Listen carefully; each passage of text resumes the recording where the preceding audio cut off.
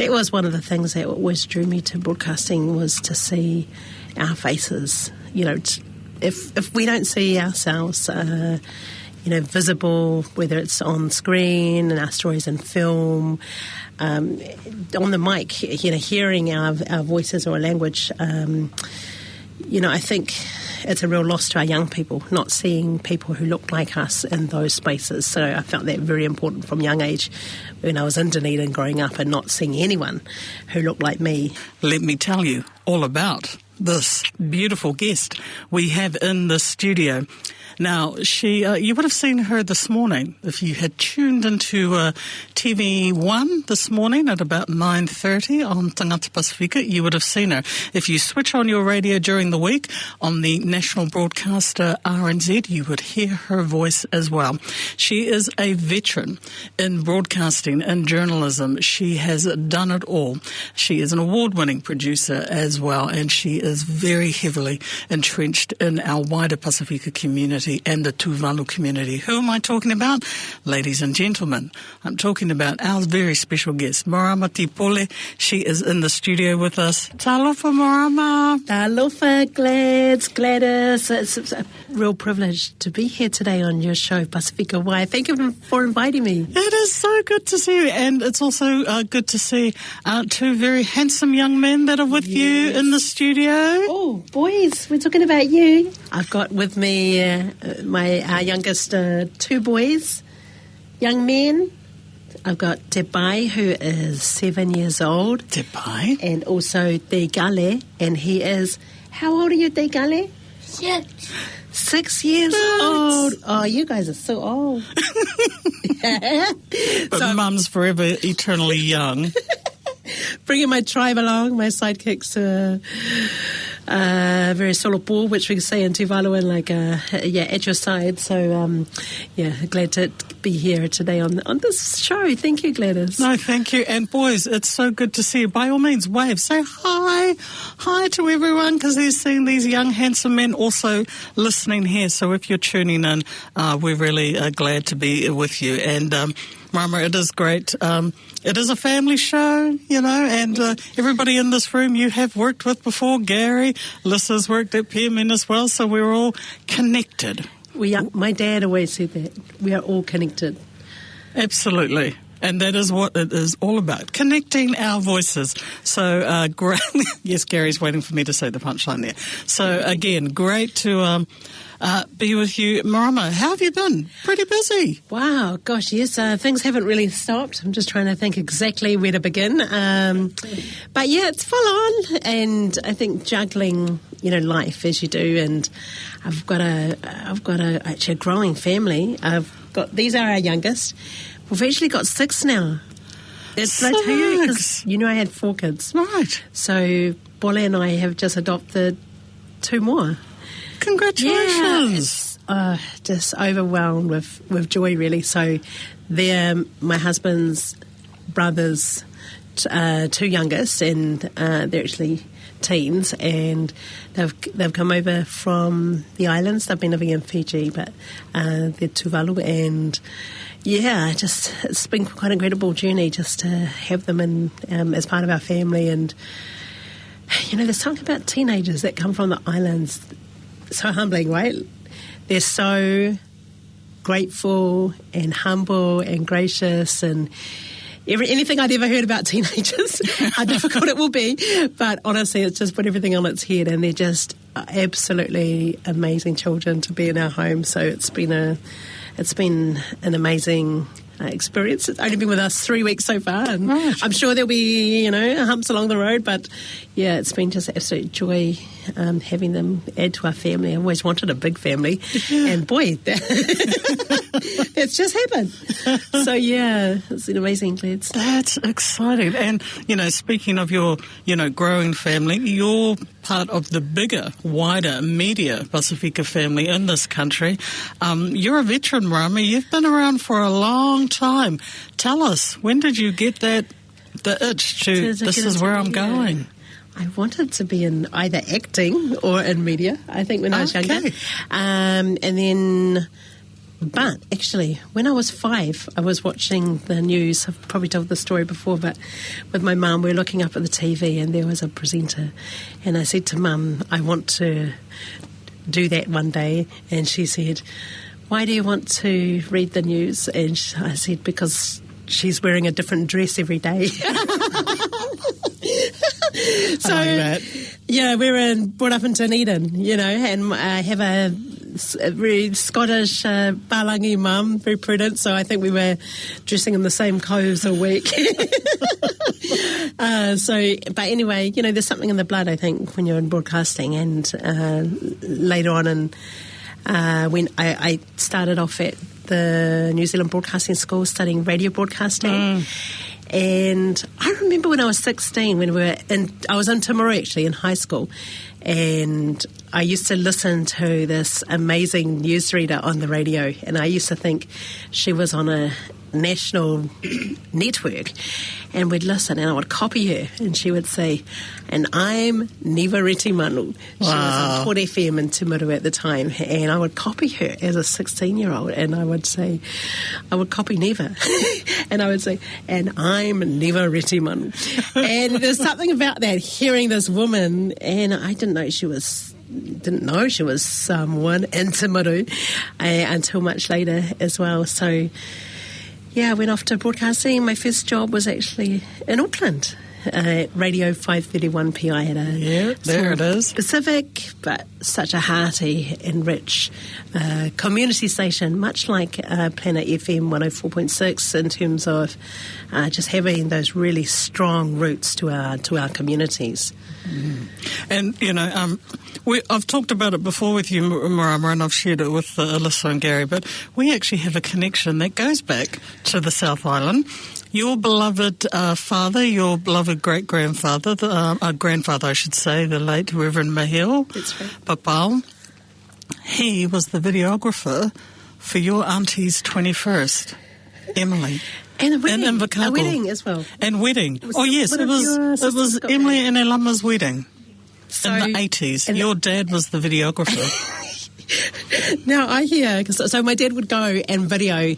At that time, no one really had, very few people had a video camera. Exactly. And there were these really big, heavy cameras on your shoulder. And so he started videoing all the weddings, all the Samoan 21st, and we have a Children's Day every year, which is called White Sunday, Loto Tamaiti. And in Dunedin, there's actually quite a few different Samoan churches, even back then in the 80s and 90s. And he would go and film all of their Samoan services, White Sundays. And I heard that he did, I think he did one of your sister's weddings in Otago. Yes, he did. That was in the 86. I think 86, Emily and Elama's wedding. And we've actually got shots of you guys. Yes, it's so funny. I'm a bit embarrassed. Going to have to dig that up. My dad was regularly regularly panning to us as kids. Anyway, it's a bit embarrassing. But it goes to show it's in your blood. It's something, isn't it? This right? industry, it's in your blood. And like you said, you've went through, New Zealand Broadcasting School up to 531, and you've stayed in it. What is it? What is it that you love about this industry? What I love about the industry is, I think, how it's our stories and connecting with our families and our people and everything, music, language, heart, that connects us. I think that's the lifeblood that's kept me in this space. I've just absolutely enjoyed sharing and telling our stories. And I was with Radio 531, I think, for about 5 years or 4 years, and then went on to New FM for 2 years, and then to Tangata Pasifika. And still involved.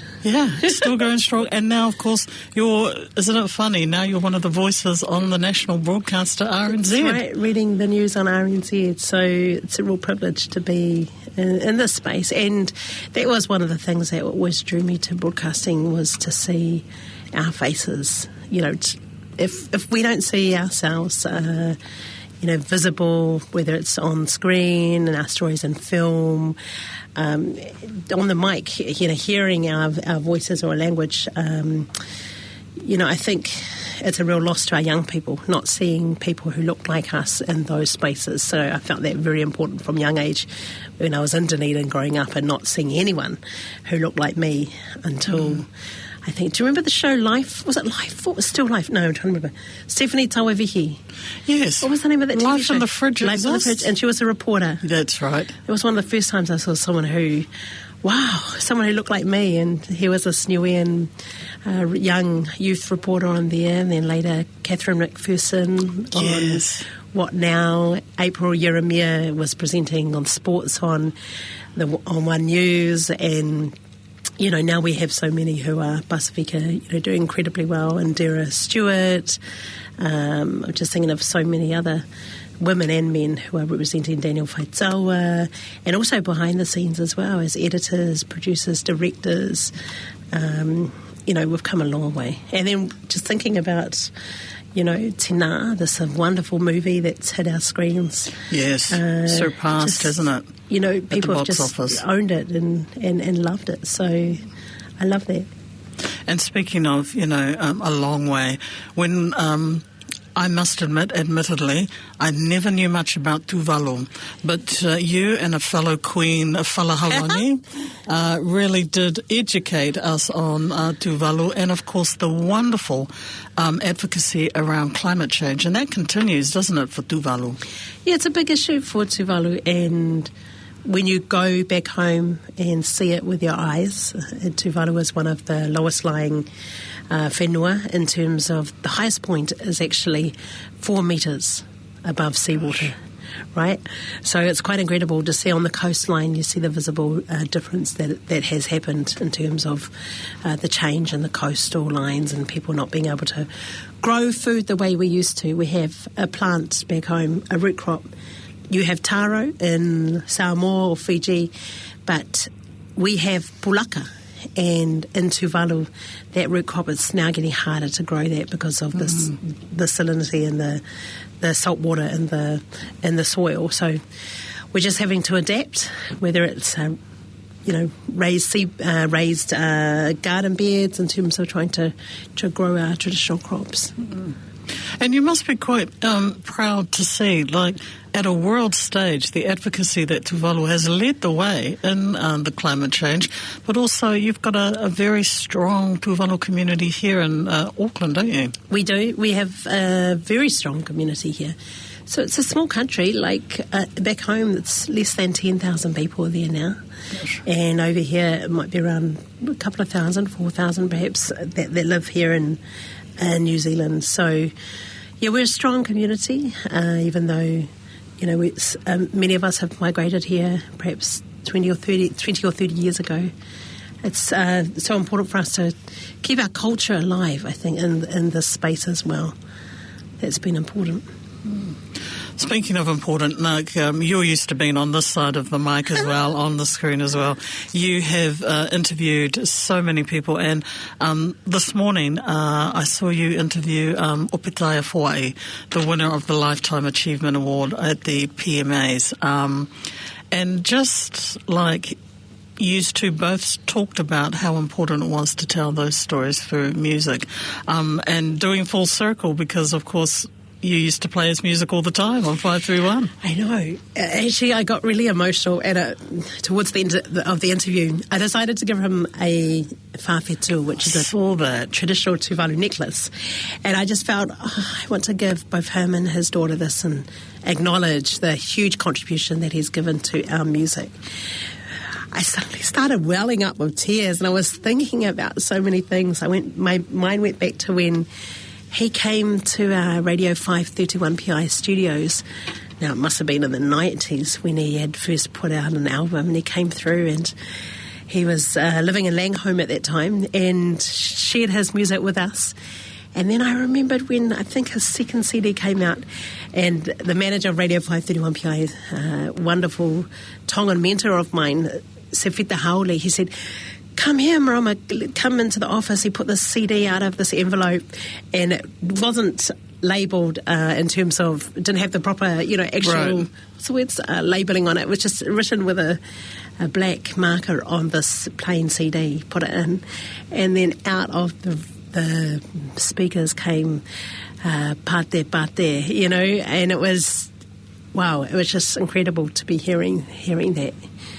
Hearing my own language, hearing that coming through in these beautiful songs, and then now to see them embraced with Moana 1, Moana 2. I watched it on the aeroplane the other day. My son is doing the Moana production at his intermediate in Seattle too, and I see other schools doing Moana. I'm like, wow, you know, I was singing a Wumba in the jungle. And here's my son doing Moana, and our music really touched me. No, that was really powerful to see, and like I said, you have spoken to so many people from all different walks of life. Has there ever been an interview where you've been like, pass? Is there anyone that's just irked you a little? No, I do think of things where it has been difficult for me to do. I think the hardest interview was probably Taito Philip Field when he was going through the court system. There was that, and you know, when he first came in, he was the first Pacific MP, and we'd been interviewing him, of course, every week on the radio at 5:31 PI, and then having to sit there as he went through that trial, and then talking to him afterwards, talking to his family when he was sentenced and had to go into jail, and it was very difficult to be able to talk to them and see the pain for them, for their father who had been, so esteemed, I guess, in the community, and then to have to go behind bars for what had happened as well.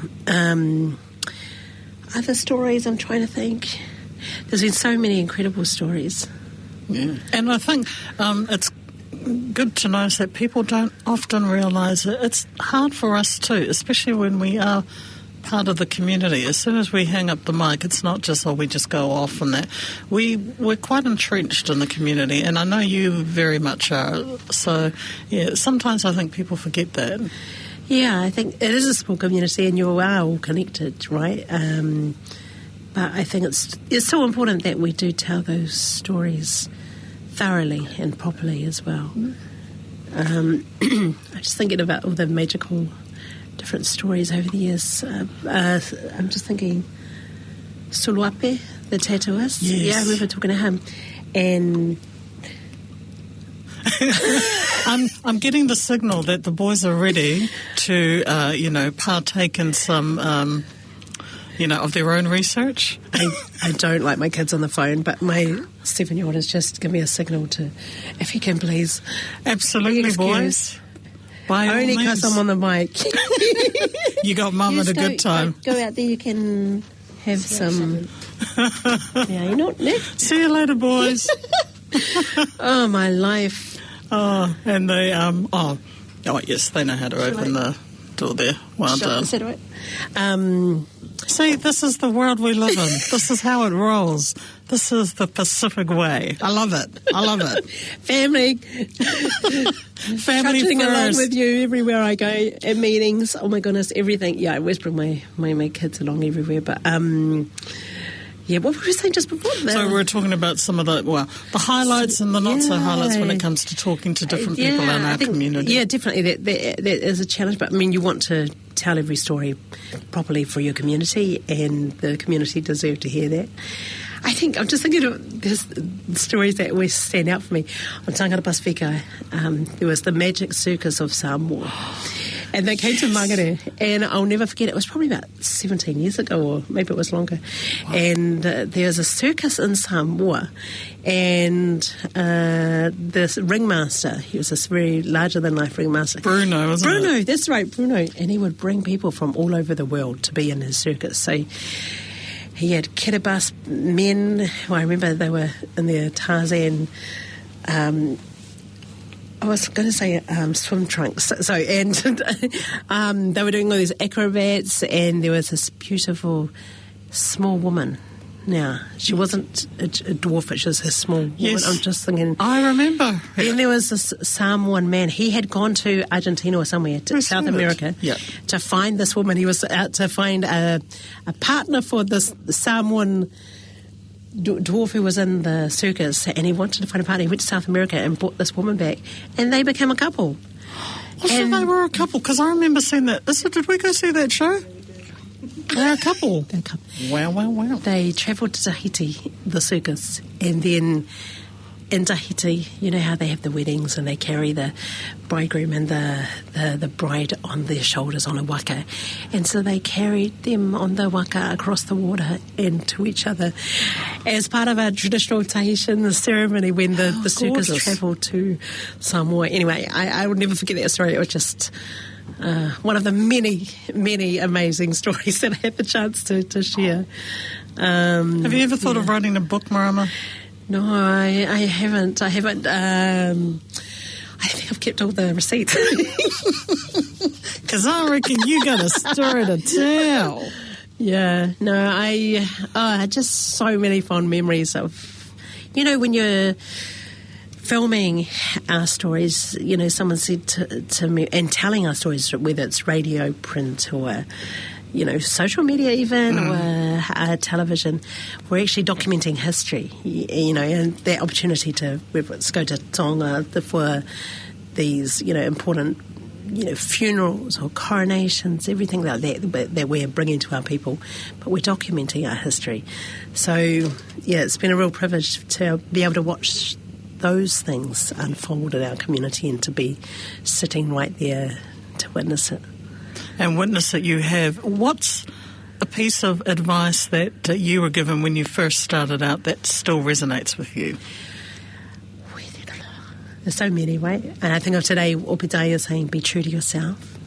And I think that's important, knowing in yourself what you were meant to do, what resonates internally is maybe a God-given passion or purpose that connects you. You've got to have something that you know is your purpose, that you're meant to be doing, whether it's for others or using that natural gifting, and develop it.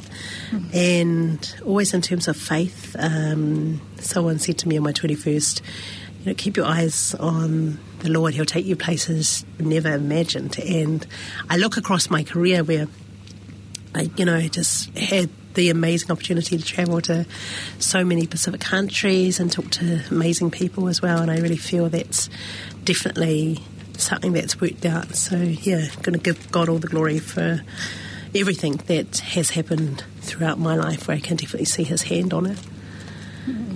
And you are, developing the next generation. So what words of wisdom have you imparted on some? Because I know that many would be asking you. I think I would just take it back to that in terms of being ourselves. I always think about my children and just tell them that first of all, not to worry about what anyone else thinks. I think that's really important, to not walk in with that kind of chip on your shoulders, just to walk in knowing you are.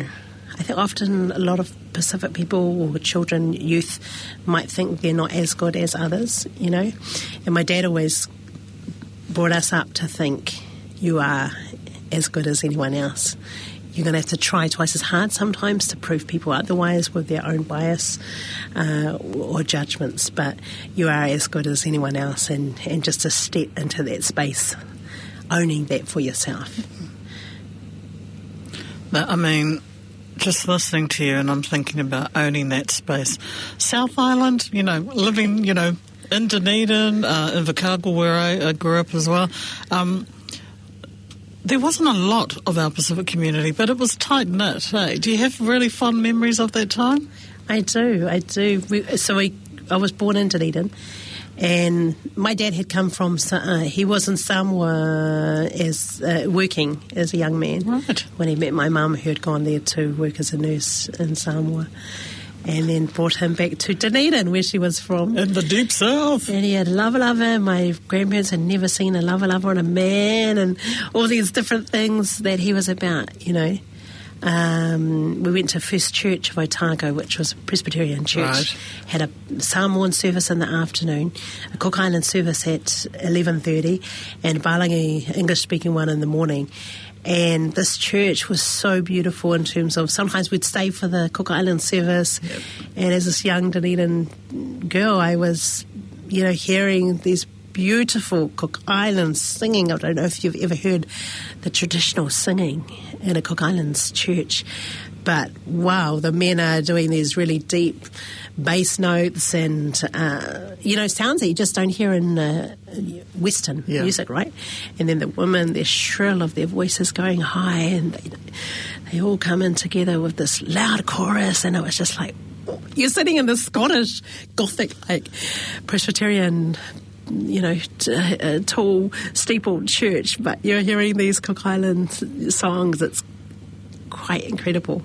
Then the Samoan service afternoons, and it was all in Samoan. I couldn't speak Samoan, but you're growing up around that and hearing that. And then white Sundays, we'd have to wear all the white, the red ribbon, and all those traditions, and these aunties and uncles, we're so close. And then it's quite interesting, 2 generations or 1 generation later, all the children of the Samoan congregation all end up marrying the Cook Island congregation. So you got to get Samoan Cook Island mixes in the First Church and island community down there.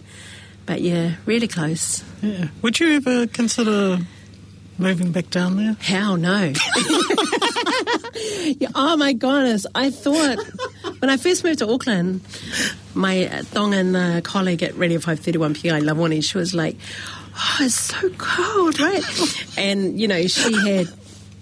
she had no, I think I had no socks on and, the open sandals, and I was just like, this is weather for a barbecue if you were in Christchurch or Dunedin, San Francisco. No, this is good. This is good. I'm staying. Yeah.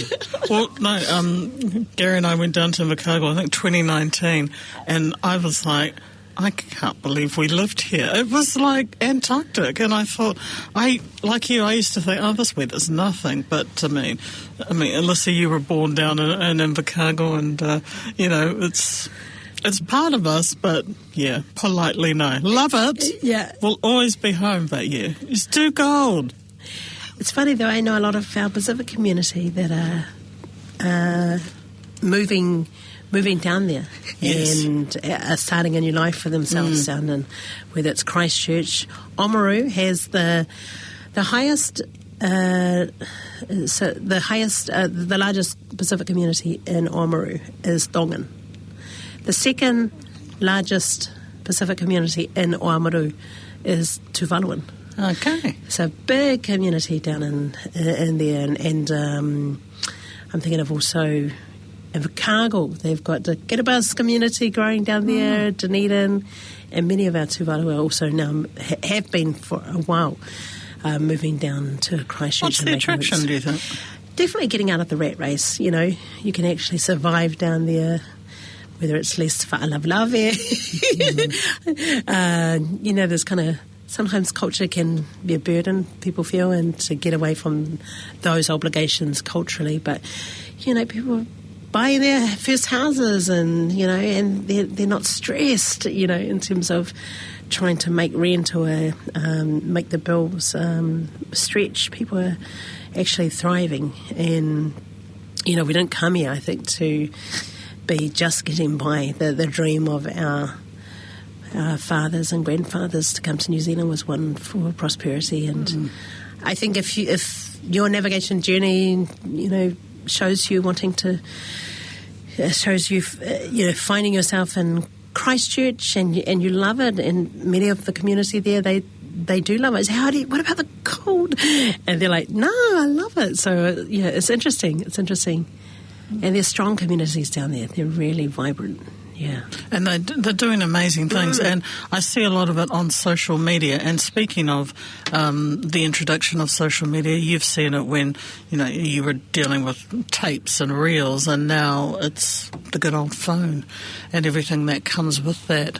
What are your thoughts in terms of the movement of social media with Pacific? Have we We've adapted well to it, would you say? Our people are right there, in terms of give our people a camera and they're filming everything, whether it's 21st or funerals and everything. We'll pace it up there, right? A chance. I guess with mainstream media, our people have always been on the fringes, whether it's, odd times when it's hard to watch our shows or not being given much of a time slot at all, short hours on TV or whatever. Even if you have a language show, it's always on the fringes, right? It's after when it's dark or whatever. And here we can take charge and tell our stories and put it on prime time, whatever you want, be right to your audience. So it's taking charge of the narrative. I just want to talk about your amazing work because you are one of the top newsreaders for RNZ. So is it Monday to Friday? Tell us, where can we listen to you? I'm on afternoons with Jesse Mulligan and I read the news on his show. So, yeah, it's a real privilege to be there. I love being on afternoons with Jesse and we have a good time and it's great banter and also great interviews as well. So it's a real privilege to sit there and be in that space and newsread as well. It's such a craft. So I'm still working on that. Forgive me for the stumbles and mistakes. I'm getting there. When I first came about 4.5 years ago, oh my life, some of the Balangi words, I was just like, because I've only worked in Pacific media and then crossing over to do, Balangi newsreading, I was like, oh boy, I think I would say it was an island, my own island version, Tuvalu version of the Balangi word, Pākehā word. But yeah, it's been awesome. And I've really enjoyed it in terms of trying to polish the craft of reading. And, certainly I've got people to look up to in that space, Nicola Wright and so forth at RNZ, and Niva Retimanu as well, who's, obviously been a leader in the industry in terms of a newsreader as well. And you guys make it sound so easy, but it's not. Like you said, it's a real craft. So can you tell us some of the tricks of the trade that you do just to prepare in terms of getting your voice ready and those bulletins? Because I know you got the skills. I'm making a face. Well, I should sit up, actually. Open your mouth. Well, just in terms of speaking clearly and letting your natural sounds sound really whole. Open your mouth properly. Open it wide. Open it well. Diction, of course, is so important. And for newsreading, just to be able to tell the story. So I'm not the spotlight, but it's more I'm trying to make sure that people can just hear that story. And I'm trying to just focus on that as I'm telling it. For you, the transition from working in Pacific media into mainstream, was that quite easy to do? I think for me, I'll always be Pasifika. So even in those places, sometimes you'll see stuff that you will just, raise a flag for you, and I'll also question it. I'll say, look, is this supposed to be like this? I'll just ask if there's something which I feel, perhaps is missing, or I'll just bring it up. And I think that's important that we have voices in every part of a space like a station to be able to just input into it. If we don't have Pasifika journalists or editors or producers, and we only have one lens, we're going to have less of our own talanoa, I feel, in that space. So it's important for us to have more Pasifika journalists to be able to come in and share stories as well. You think we're getting better at it?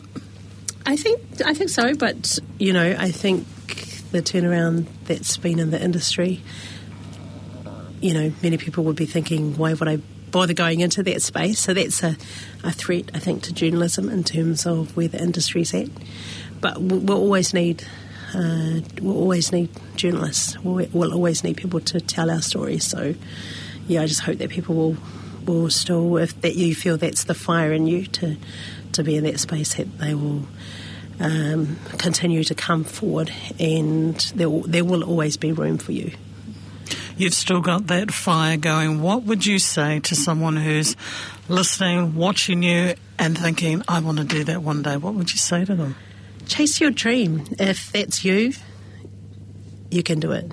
You'll be here. You'll be doing it one day. Or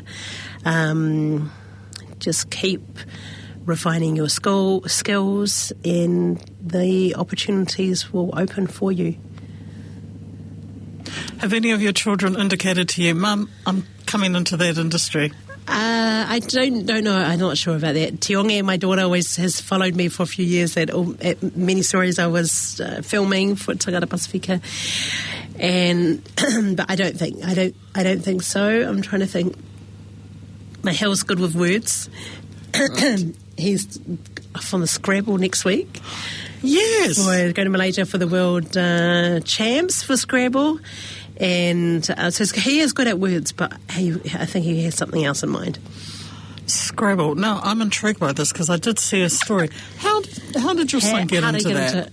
My mum loved Scrabble. She's over 80 now. And my dad, my Tuvalu dad, who, he wasn't fluent in English, but he would try and win against her, and he was competitive, and he would pore over their dictionary for hours to try and get some more points for whatever he had on his rack. And he ended up being as good as her at Scrabble. Wow. He passed away in 2019, and at that time, it was just coming into COVID. My son was 8, and then Mum wanted a partner to play with every day, and he would come home from school.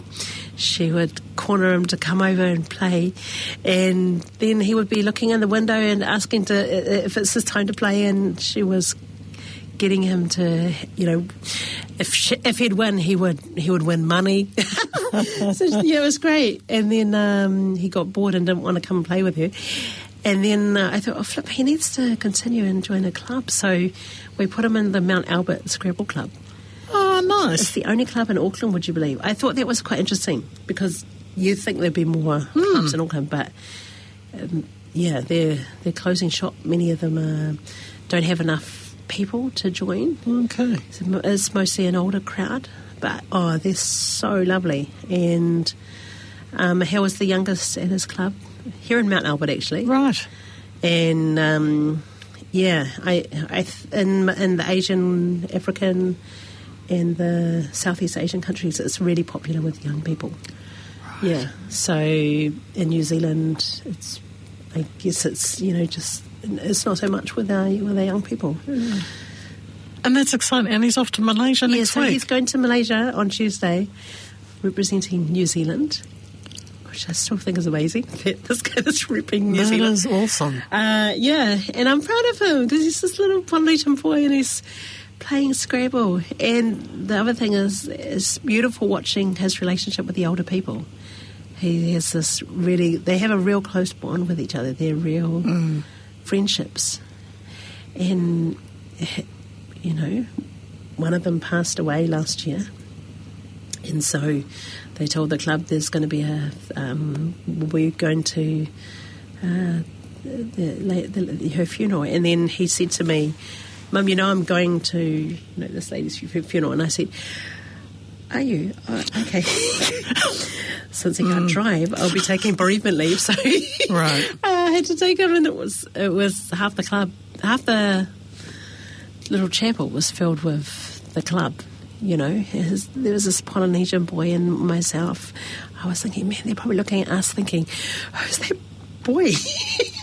And so I went up to them afterwards when we were having, cucumber sandwiches or whatever, and I said, just to let you know, my son was in the club with your mum. And they said, how old is he? I said, at the time he was 11. And they said, we know, we've heard of him. So it was very sweet, yeah. Gosh, how long's he going for? How long? It's been a week, yeah. 3-day competition against people all over the world, young people. So I was thinking he was training at home and studying. Right. But he's playing some kind of Brawl Stars or something. That's not what you said you were on my computer for, but anyway. Well, something very special has happened here this afternoon with Marama T-Pole, our very special guest. Marama, it's been good. I'm looking forward to reading your book. We've decided you're writing your book. Girl. Because you've got stories. And make sure you listen out and for the full interview with Marama. It's been a pleasure. And it's a pleasure to work alongside you as well. We're always learning so much. Thank you, Glad. And you know, and with you as well. I love you so much. And Gary as well. So it's been a pleasure to be here today. Thank you for inviting me. Stories told side by side, on air and online, tuning in together, no matter the weather, united we inspire, PacificaWire.com.